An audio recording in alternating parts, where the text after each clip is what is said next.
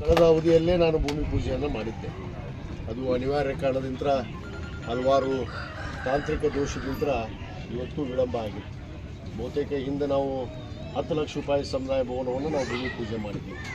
ಅದು ಮಾರ್ಪಡಿಸಿ ಮುಂದೆ ದೊಡ್ಡ ಸಮುದಾಯ ಭವನ ಬೇಕು ಅಂದಾಗ ಅದನ್ನು 50 ಲಕ್ಷ ರೂಪಾಯಿಗೆ ಇವತ್ತು ಏರ್ಪಡೆ ಮಾಡಿ ಒಂದು ಸರ್ಕಾರದಲ್ಲಿ ಮಂಜೂರಾತಿಯನ್ನು ಪಡೆದು ಇವತ್ತು ಈ ಭೂಮಿ ಪೂಜೆಯನ್ನು ನೆರವೇರಿಸಿದೆ. ಇವತ್ತು ಈ ಒಂದು ಭವನ ಕೇವಲ ಕನಗಲದಲ್ಲಷ್ಟೇ ಅಲ್ಲ, ಈ ಭವನ ಕೇವಲ ಡಾಕ್ಟರ್ ಬಾಬಾ ಸಾಹೇಬ್ ಅಂಬೇಡ್ಕರ್ ಅವರ ಒಂದು ಸಮುದಾಯ ಭವನ ಇಡೀ ತಾಲೂಕಿನಲ್ಲಿ ಸುಮಾರು ಡಾಕ್ಟರ್ ಬಾಬಾ ಜಗಜೀವನರಾಮ್ ಭವನ ಆಗಿರ್ಬೋದು, ಡಾಕ್ಟರ್ ಬಾಬಾ ಸಾಹೇಬ್ ಅಂಬೇಡ್ಕರ್ ಅವರ ಭವನವನ್ನು ಸುಮಾರು 158 ಭವನಗಳನ್ನು ನಾವು ಇವತ್ತು ಈಗಾಗಲೇ ತಾಲೂಕಿನಲ್ಲಿ ಕಟ್ಟಿದ್ದೀವಿ ಅನ್ನೋ ಮಾತನ್ನು ಹೇಳಕ್ಕೆ ಇಚ್ಛೆಪಡ್ತೇವೆ.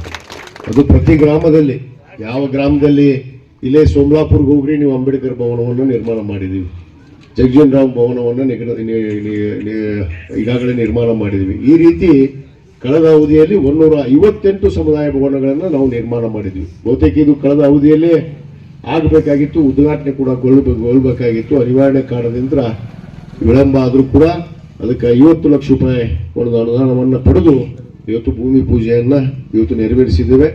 ಇದು ಬೇಗನೆ ಒಂದು ಕಟ್ಟಡ ಕಾಮಗಾರಿ ಮುಗಿದು ಅದನ್ನು ಉದ್ಘಾಟನೆಯನ್ನು ಕೂಡ ಮುಂದಿನ ವರ್ಷದೊಳಗೆ ನಾವೇ ಮಾಡ್ತೀವಿ ಅನ್ನೋ ಒಂದು ಭರವಸೆಯನ್ನು ಕೂಡ ಈ ಸಂದರ್ಭದಲ್ಲಿ ಹೇಳ್ತಾ, ಈಗಾಗಲೇ ಕದಗಲ ಗ್ರಾಮಕ್ಕೆ ಅನೇಕ ಅಭಿವೃದ್ಧಿ ಕೆಲಸ ಇವತ್ತು CC ರಸ್ತೆ ಆಗಿರ್ಬೋದು, ಇಳಕಲ್ಲಿಂದ ಬರುವಂಥ ಮುಖ್ಯ ರಸ್ತೆಗಳನ್ನು ಈಗಾಗಲೇ ಪ್ರಾರಂಭ ಮಾಡಿದ್ದೇವೆ. ಮತ್ತು ಕದಗಲದಲ್ಲಿ ಕೂಡ ಇವತ್ತು ಮುಖ್ಯ ರಸ್ತೆ ಏನು ಕದಗಲ್ ಊರಿನಲ್ಲಿ ಹೋಗುವಂಥ ರಸ್ತೆ ಕೂಡ CC ರಸ್ತೆಯನ್ನು ಈಗಾಗಲೇ ನಾವು ತೆಗೆದುಕೊಂಡಿದ್ದೇವೆ. ಅದರ ಜೊತೆಗೆ ಅನೇಕ ಅಭಿವೃದ್ಧಿ ಕೆಲಸಗಳು ಇವತ್ತು ತಾಲೂಕಿನಾದ್ಯಂತ ಪ್ರತಿಯೊಂದು ಗ್ರಾಮದಲ್ಲಿ ಇವತ್ತು ಕೂಡ ಸುಮಾರು ನಮ್ಮ ಜಿಲ್ಲಾ ಪಂಚಾಯಿತಿಯ ಇಲಾಖೆ ಅಡಿಯಲ್ಲಿ ಚಿಕ್ಕೋತ್ಗೇರಿ ಮತ್ತು ಹಿರೇಹೊತ್ಗೇರಿ ಅಲ್ಲಿ ಕೂಡ CC ರಸ್ತೆ ನಿರ್ಮಾಣ ಮತ್ತು ರೈತರ ಹೊಲಕ್ಕೆ ಹೋಗುವಂತ ಒಂದು ರಸ್ತೆ ಕೂಡ ನಿರ್ಮಾಣಕ್ಕೆ ಇದೀಗ ತಾನೇ ಭೂಮಿ ಪೂಜೆಯನ್ನು ನೆರವೇರಿಸಿದರೆ. ಸೋಮಲಾಪುರದಲ್ಲಿ ಕೂಡ ಮುಖ್ಯ ರಸ್ತೆ CC ರಸ್ತೆಯನ್ನು ಮಾಡುವಂತ ಕಾಮಗಾರಿ ಪ್ರಾರಂಭ ಮಾಡೋದಕ್ಕೆ ಈ ಭೂಮಿ ಪೂಜೆಗೆ ಹೋಗ್ತಾ ಇದ್ದೀನಿ. ಮತ್ತು ಅಲ್ಲಿ ಅಗಸಿಯನ್ನು ನಿರ್ಮಾಣ ಮಾಡ್ತಾ ಇದ್ದೀವಿ. ಅಲ್ಲಿ ಬಸವೇಶ್ವರ ಸಮುದಾಯ ಭವನವನ್ನ ಈಗಾಗಲೇ ಮುಗಿಯುವ ಹಂತದಲ್ಲಿದೆ. ಈ ರೀತಿ ಒಟ್ಟಾರೆ ಇವತ್ತು ಸುಮಾರು ಜಿಲ್ಲಾ ಪಂಚಾಯಿತಿ ಅಂತಲೇ ಸುಮಾರು ಒಂದು 20 ಕೋಟಿ ರೂಪಾಯಿ ವರ್ಕ್ ಏನು ಕಾಮಗಾರಿಯನ್ನು ನಾವು ಇವತ್ತು ಭೂಮಿ ಪೂಜೆಯನ್ನು ನೆರವೇರಿಸ್ತಾ ಇದ್ದೀವಿ ಅನ್ನೋ ಮಾತನ್ನು ಕೂಡ ಈ ಸಂದರ್ಭದಲ್ಲಿ ಜಿಲ್ಲಾ ಪಂಚಾಯಿತಿ ಅಂದ್ರೆ ನನ್ನ ವೈಯಕ್ತಿಕ ಅಲ್ಲ, ಕರ್ನಾಟಕ ಸರ್ಕಾರದ ಅಡಿಯಲ್ಲೇ ಇರುವಂತದ್ದು.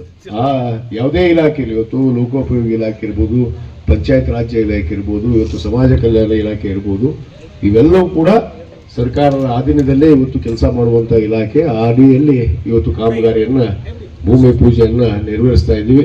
ಇವತ್ತು ವಿಶೇಷ ಅಂದ್ರೆ ನಮ್ಮ ಸಮಾಜದ ಹಿರಿಯರು, ನಮ್ಮ ಶಂಕರಪ್ಪ ಚಲವಾದಿ ಆಗಿರ್ಬೋದು, ನಮ್ಮ ಯಲ್ಲಪ್ಪ ಚಲವಾದಿ ಅವರಾಗಿರ್ಬೋದು, ಇವರೆಲ್ಲರೂ ಕೂಡ ಬಹುದಿನದ ಈ ಗೊಂದಲವನ್ನ ಬಗೆಹರಿಸಿ ಅದು ನನ್ನ ಸಮ್ಮುಖವೇ ಒಂದು ನಿರ್ಧಾರ ಮಾಡಿ ಇವತ್ತು ಇಲ್ಲಿ ಒಂದು ಭವನವನ್ನು ನಿರ್ಮಾಣ ಮಾಡೋದಕ್ಕೆ ಅಂತಿಮವಾಗಿ ಒಪ್ಪಿದ್ದಕ್ಕೆ ನಾನು ನನ್ನ ವೈಯಕ್ತಿಕವಾಗಿ ಊರವರ ಪರವಾಗಿ ನಾನು ಅವರಿಗೆ ಹೃದಯಪೂರ್ವಕವಾದ ಧನ್ಯವಾದಗಳನ್ನು ಅರ್ಪಿಸ್ತೇನೆ. ಯಾಕಂದ್ರೆ ಬಹಳ ಗೊಂದಲಮಯ ಆಗಿತ್ತು, ಎಲ್ಲಿ ಸಮುದಾಯ ಭವನ ಕಟ್ಟಣ ಅನ್ನೋದನ್ನ. ಮೊನ್ನೆ ನನ್ನ ಸಮ್ಮುಖ ಬಂದು ಎಲ್ಲ ಊರಿನ ಹಿರಿಯರು ಆ ಒಂದು ನಿರ್ಧಾರವನ್ನು ಮಾಡಿ ಇವತ್ತು ಈ ಭವನವನ್ನು ನಿರ್ಮಾಣ ಮಾಡೋದಕ್ಕೆ ಮುಂದಾಗೋಣ. ಇನ್ನೂ ಹಲವಾರು ಅಭಿವೃದ್ಧಿ ಕೆಲಸಗಳು ತಾಲೂಕಿನಾದ್ಯಂತ ಇವತ್ತು ಈಗ ಮುಖ್ಯ ರಸ್ತೆ ಆಗಿರ್ಬೋದು, ಕುಡಿ ನೀರಿನ ಯೋಜನೆಗಳಾಗಿರ್ಬೋದು, ಮತ್ತು ಎಲ್ಲ ರೈತರಿಗೆ ಹೋಗುವಂಥ ಹೊಲ ರಸ್ತೆ ಕೂಡ ಇವತ್ತು ಅಭಿವೃದ್ಧಿಯನ್ನು ಪಡಿಸುವಂಥ ಕೆಲಸ ಇವತ್ತು ತಾಲೂಕಿನಾದ್ಯಂತ ನಡೀತಾ ಇದೆ ಅನ್ನೋ ಮಾತನ್ನ ಈ ಸಂದರ್ಭದಲ್ಲಿ ಹೇಳಿ ಮತ್ತೊಮ್ಮೆ ಈ ಕಾರ್ಯಕ್ರಮದಲ್ಲಿ ಭಾಗವಹಿಸಿರುವಂಥ ತಮಗೆಲ್ಲರಿಗೂ ಧನ್ಯವಾದ ಅರ್ಪಿಸಿ ನನ್ನ 2 ಮಾತು ಮುಗಿಸ್ತೇನೆ. ಜೈ ಹಿಂದ್, ಜೈ ಕರ್ನಾಟಕ.